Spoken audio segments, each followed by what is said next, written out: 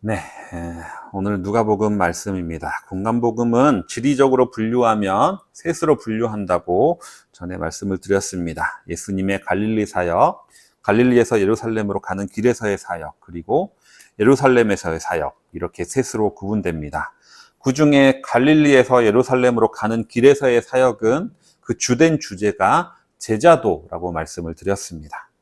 오늘 본문은 그야말로 예수님께서 대놓고 제자도에 대해서 말씀하시는 가르치심의 말씀입니다. 예수님이 예루살렘으로 올라가는 길에 많은 무리가 동행을 했습니다. 그런데 예수님이 예루살렘에서 기다리고 있는 일은 순환과 죽음이었습니다. 그러니까 예수님은 예루살렘으로 죽으러 가고 있었던 것이죠.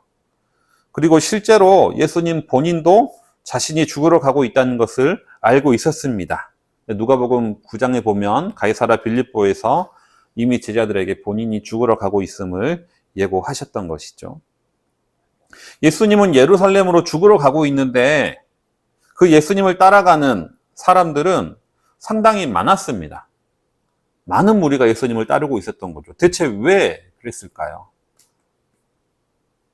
이들 눈에는 예수님이 죽으러 가는 게 아니었던 겁니다. 예수님이 예루살렘을 정복하고 유대인들을 해방시키려 간다고 그들은 생각하고 있었습니다. 사람들이 많이 따른다면, 대다수가 찬성하는 일이라면 어쩌면 예수님의 뜻과 다를 가능성이 큰 것이죠. 제가 신대원을 가겠다고 결심을 하고 나서 읽은 책이 있습니다. 이재철 목사님의 비전의 사람이라는 책이 있습니다. 그 책은 이재철 목사님이 스위스 선교사로 계실 때 장신대 사경회 강사로 오셔서 했던 설교문을 책으로 엮은 것입니다. 그때 그 책의 첫 부분 내용이 고등 종교가 타락하면 나타나는 현상들에 대해서 말씀하고 계셨는데요. 그 중에 첫 번째가 성직자가 급증한다는 것이었습니다. 고려 말기에 불교가 타락했을 때 고려 승려가 급증을 했었고요.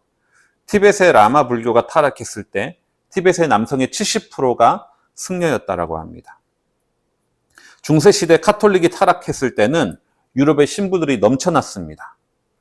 이 책을 읽으면서 그 당시 고등종교가 타락하면 생기는 현상, 성직자가 급증하는 현상이 한국 교회에서도 일어나고 있었기 때문에 굳이 나까지 목사가 되는 것이 맞는가 심각하게 고민을 했었던 것 같습니다.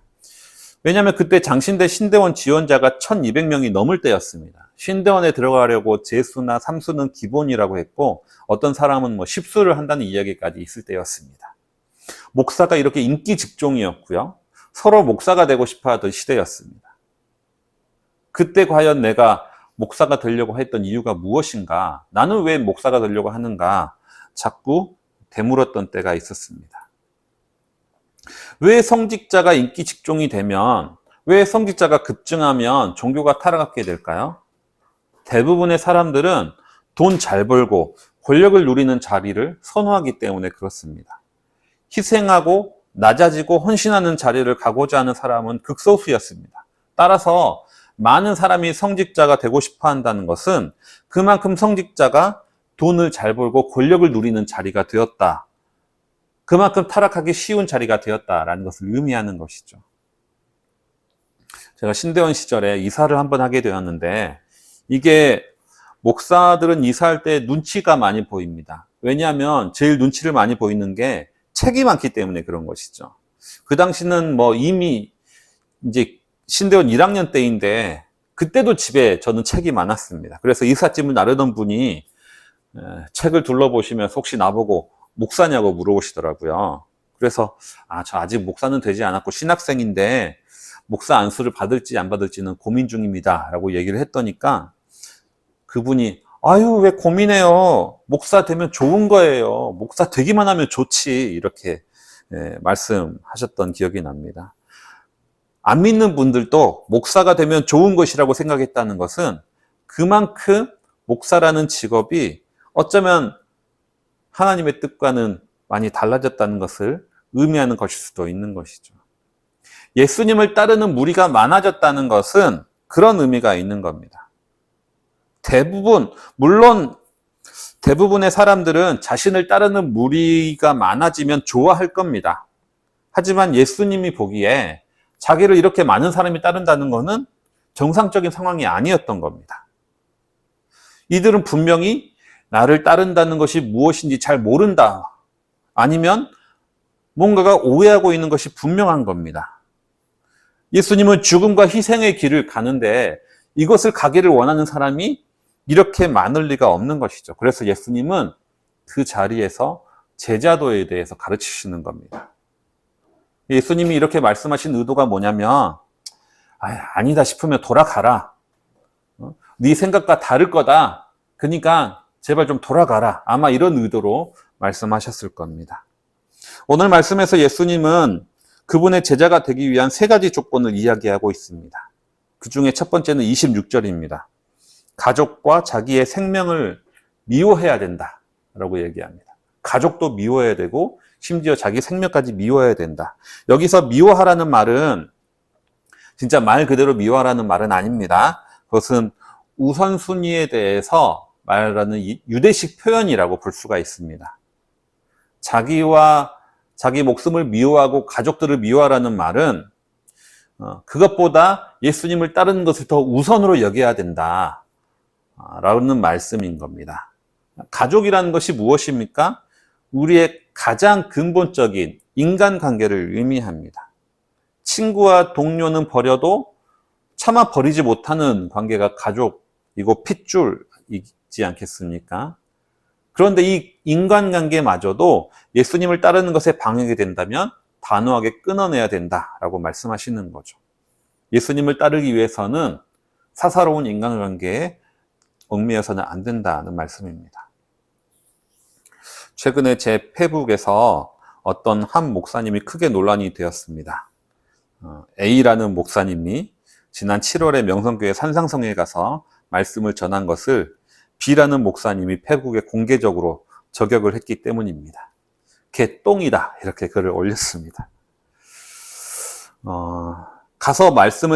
명성교회에 가서 말씀을 전한 A라는 목사님은 그동안 당연히 세습에 대해서 반대를 해왔고 다른 어느 목사와는 다른 행보를 보여왔던 분이었기 때문에 그에 대한 실망감이 더 큰 것이었던 것이죠.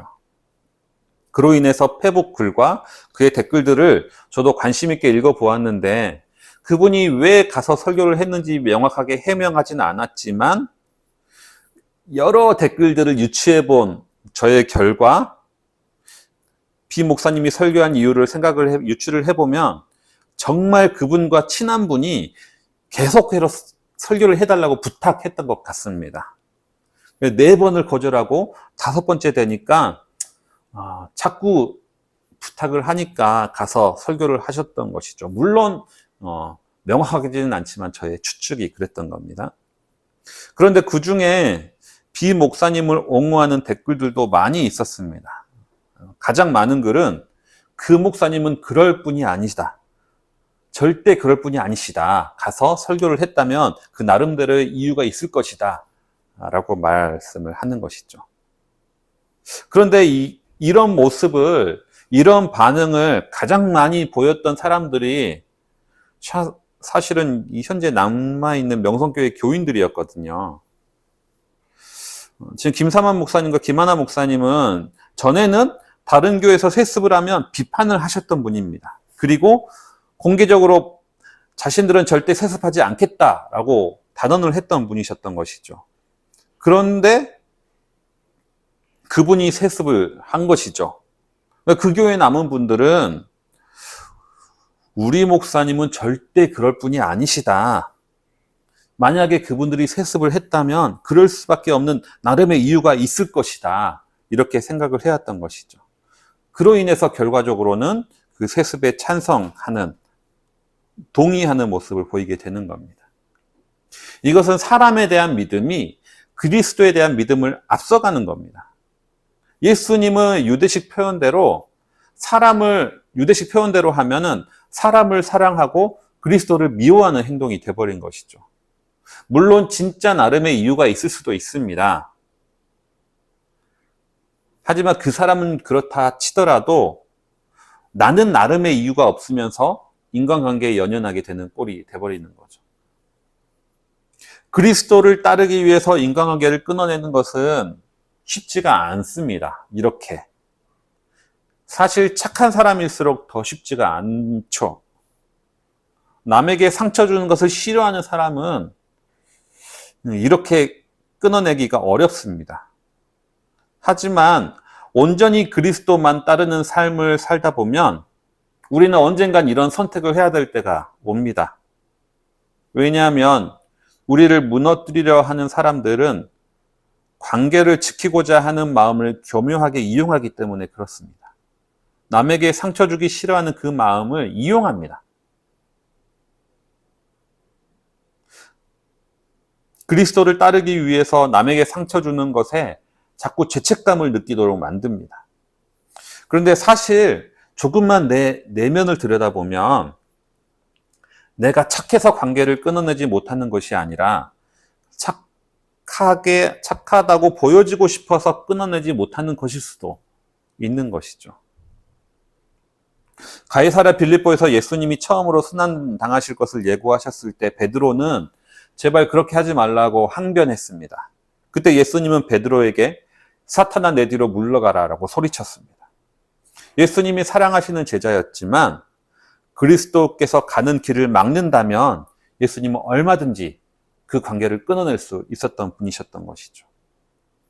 왜 예수님이 내 부모나 형제들보다 나를 따르는 것을 우선으로 여겨야 된다 이렇게 말씀하실 수도 있는데 굳이 내 부모나 형제들을 미워해야 된다 이렇게까지 말씀하셨을까? 왜냐하면 그만큼 단호하지 않으면 쉽지 않은 일이기 때문에 그런 것이죠. 두 번째로 예수님의 제자가 되기 위해서 예수님은 자기 십자가를 져야 된다라고 말씀하십니다. 아니, 첫 번째에서 자기 목숨도 미워해야 된다라고 말하지 않았습니까? 어쩌면 첫 번째 조건과 중복되는 거 아닙니까? 아닙니다. 왜냐하면 십자가는 단순히 목숨을 뺏는 형벌이 아니기 때문에 그렇습니다. 십자가는 목숨을 뺏되 최대한 수치심을 느끼게 만드는 형벌입니다.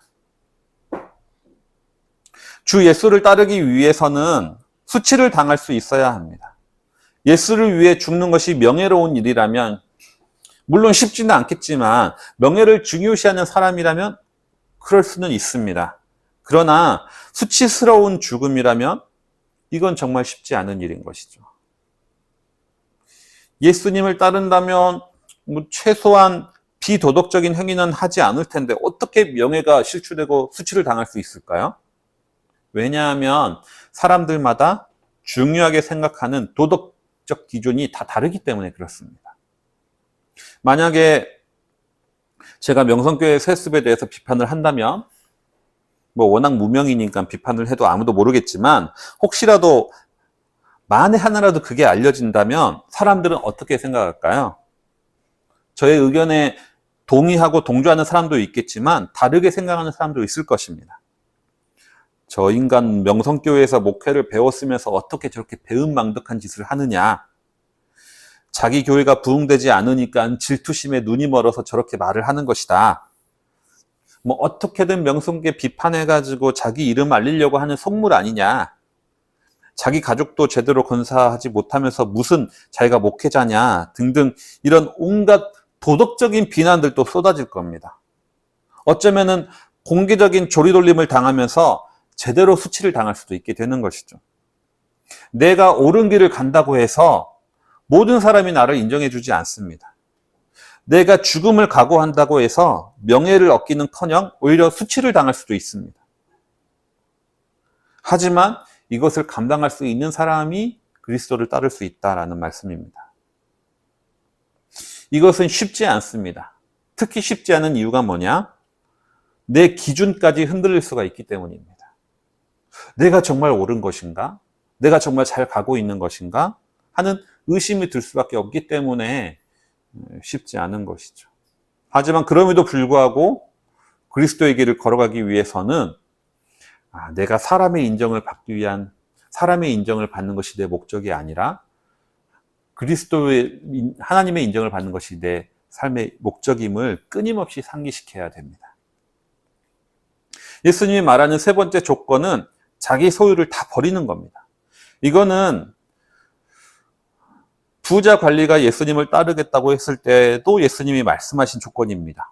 그런데 저는 이 세 번째 와가지고 엥? 하는 느낌이 있습니다. 왜냐하면 이거는 앞에 있는 두 개보다는 좀 쉬운 거 아닙니까? 제일 첫 번째 조건으로 말씀하셔야 되는 거 아닙니까? 하는 생각이 들기 때문에 그런 것이죠. 하지만 복음서는 지속적으로 하나님의 대표적인 대적으로 만몬을 이야기하고 있습니다. 하나님과 재물을 겸하여 섬길 수 없다라는 말씀에서도 알 수 있듯이 하나님과 거의 동등됨을 취하려 하는 우상이 바로 만몬이고 물질인 겁니다. 특히 지금은 명예나 가족보다는 결국 돈이 더 중요하게 되는 세상입니다. 만몬의 위력은 점점 거세어지고요. 이제 하나님까지 위협하는 시대가 이제 돼버린 것이죠. 심지어 만몬이 교회까지 삼키고 있는 시대가 되었습니다. 어쩌면 하나님을 따르는데 가장 방해가 되는 것은 만몬일 수도 있습니다. 그렇기 때문에 우리는 내 모든 것의 주인이 하나님임을 지속적으로 인정해야 됩니다. 지금까지 제자가 되기 위한 세 가지 조건을 예수님의 말씀하신 그 세 가지 조건을 살펴봤습니다. 첫 번째는 자기 가족과 목숨까지 미워할 수 있어야 된다. 두 번째는 자기 십자가까지 질 수 있어야 된다. 그리고 세 번째는 자기 소유를 다 버릴 수 있어야 된다. 이렇게 설교를 하면 어떻게 해야 될까요? 아마 이렇게 설교를 하고 나면 이제 최대한 많은 사람이 제자가 되도록 결단하도록 해야 되지 않을까요? 일단 이제 가슴이 뜨거워지는 찬양을 하고 그 다음에 이제 우리 같이 제자가 되게 해달라고 기도합시다. 통성기도 크게 하고 그리고 나서 이제 잔잔한 BGM을 쫙 깔면서 이렇게 말하는 거죠. 자, 이제 나는 옛삶을 버리고 예수님의 제자가 되기로 결단한 사람은 손을 들어 표해 주시기 바랍니다. 그리고 손을 든 사람은 지금부터 제가 하는 기도를 따라서 하면서 같이 결단하겠습니다. 오른손으로 손을 들고 왼손으로는 가슴을 얹고 따라서 기도하겠습니다. 이렇게 해야 되는 거죠. 이러면 이제 분위기에 휩쓸게 만들어가지고 그 자리에 있는 대부분의 사람들이 제자가 되도록 결단하게 되는 것이죠. 이렇게 해야 되는 거 아닙니까? 많은 사람이 예수님의 제자가 되도록 결단을 시켜야 되는 거 아닙니까? 하지만 예수님은 다른 말씀을 하십니다. 두 개의 비유를 이야기하시는 거죠. 첫 번째는 망대 비유이고 두 번째는 전쟁 비유입니다. 망대 비유가 무엇입니까? 망대를 세우려면 그것을 완공할 때까지 예산을 생각하고 계산을 다 한 다음에 정말 완공할 수 있겠다라고 판단이 될 때 공사를 시작해야 된다라는 말씀입니다. 만약 공사를 시작만 하고 완공이 안 되면 남들이 비웃을 것이다 라는 것이죠. 전쟁 비유는 무엇입니까? 다른 나라가 쳐들어오면 내가 이길 수 있을지 없을지 따져봐야 하지 않겠느냐. 그리고 못 이길 것 같으면 차라리 항복하는 것이 현명하다. 이게 전쟁 비유입니다. 무슨 말씀입니까? 지금 가슴이 뜨겁다고 해서 제자가 될 수 있는 게 아니라는 겁니다. 차갑게 자신을 돌아보고 고민해보고 계산을 해보라는 겁니다. 내가 정말 주님을 따를 수 있는지 고민을 해보고 그 다음에 나서 끝까지 따를 수 있을 것이라고 생각이 들 때 주님을 따라오라는 것이죠. 한국교회 목회자들, 종교 지도자들 중에 처음에는 순수한 마음으로 시작했다가 나중에 변질된 사람들이 얼마나 많이 있습니까? 여자 문제 젊을 때부터 일으키는 사람은 정말 저급한 사람들이고요. 그렇지 않은 사람들, 세습, 공급횡령 등으로 인해서 말년이 돼서 한국교회에 큰 해악을 끼치는 사람들이 있습니다. 분명히 처음에는 순수한 마음으로 시작했을 겁니다. 하지만 마지막 때가 되면 그 마음이 사그러지는 것이죠. 그러니까 정말 끝까지 갈 수 있는지, 끝까지 지킬 수 있는지를 계산해 보고 그 길을 가라는 겁니다. 예수님의 제자가 되는 길을 선택하려면 지금 당장 뜨거운 열정으로 시작하는 것이 아니라 차가운 이성으로 계산해 보고 합리적으로 판단을 하라는 것이죠. 예수님 뒤에는 수많은 무리들이 따르고 있었습니다. 그런데 예수님은 아셨던 거죠. 이렇게 많은 무리가 나를 따른다는 것은 결국 아무도 나를 따르지 않는 것과 똑같다. 예수님은 이렇게 알고 계셨던 겁니다. 그래서 예수님은 그들 앞에서 제자의 길을 가기 위해서는 단호한 결단이 필요하다고 요구하셨던 겁니다. 솔직히 예수님은 어떻게든 못 따르게 하려고 노력하시는 거랑 똑같은 거죠. 이러한 예수님은 현재 한국교회의 모습과 정반대의 모습입니다. 우리는 어떻게든 하루라도 교회에 출석하면 막 바로 등록시키려고 노력합니다. 출석한 지 1년만 되면 바로 이제 집사 직분을 줍니다. 그리고 2, 3년 꾸준히 출석만 하면 교사 시키고요. 권찰시키고 구역장 시킵니다.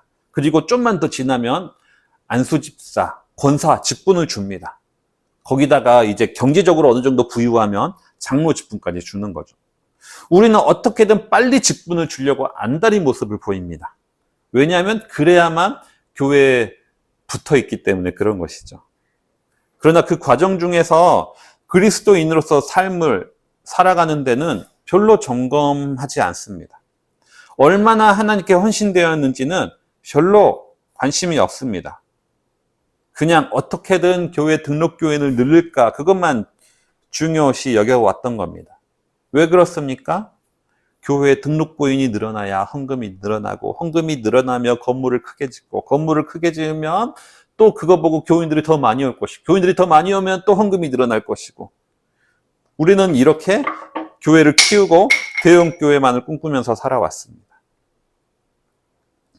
청소년이나 청년 집회나 교회 수련회에서도 우리가 어떻게 그리스도를 따를 것인지 어떤 삶을 살 것인지 치열하게 고민을 하고 계산하고 서로 권면하기보다는 그냥 마지막 날 저녁에 마음의 열정을 불러일으키는 감동적인 설교를 전하고 그 다음에 뜨겁게 찬양하고 나서 결단을 시키는 거죠. 내 인생을 선교사로 살기로 결단합니다. 이렇게 손들고 결단하거나 막 강단 앞으로 나와서 무릎 꿇게 기도시킵니다. 그래가지고 목사된 사람 많이 있습니다. 내가 아는 사람도 그렇게 해도 목사된 사람 많이 있습니다. 우리는 어떻게든 많이 모이고 많이 결단시키고 많이 등록하게 하는 것이 사역의 방향이었습니다. 하지만 오늘 예수님은 정반대의 모습을 보이시는 거죠. 어떻게든 못 따라오게 하려고 노력하십니다. 왜냐? 그래야만 예수님의 삶을 닮아가는 참 제자들이 나올 것이기 때문에 그렇습니다. 그래야만 예수님을 온전히 이해하고 그분께 헌신된 증인들이 있게 되기 때문에 그런 것이죠. 말씀을 정리하겠습니다. 지금 우리는 예수님을 따르는 수많은 무리들 가운데 있습니다. 지금 오늘 주일 예배에도 수많은 사람들이 예수님께 예배 드렸을 것입니다. 그 가운데 예수님은 우리에게 말씀하십니다. 정말 나를 따르려면 정말 그 제자된 삶을 살아낼 수 있는지 고민하고 계산하고 따르라. 이러한 고민과 계산은 짧은 시간 만에 쉽게 할 수 있는 것이 아닙니다. 어쩌면 우리 인생의 평생 동안 해야 되는 것일지도 모릅니다. 하지만 그래도 예수님은 그 가운데 아주 조금일지라도 참 제자 되길 원하는 사람을 찾으셨습니다. 이러한 주님의 제자가 됨으로써 그분의 십자가의 길을 따라가기로 결단하실 수 있는, 언젠가는 결단하실 수 있는 우리가 모두 되기를 바랍니다. 함께 기도하겠습니다.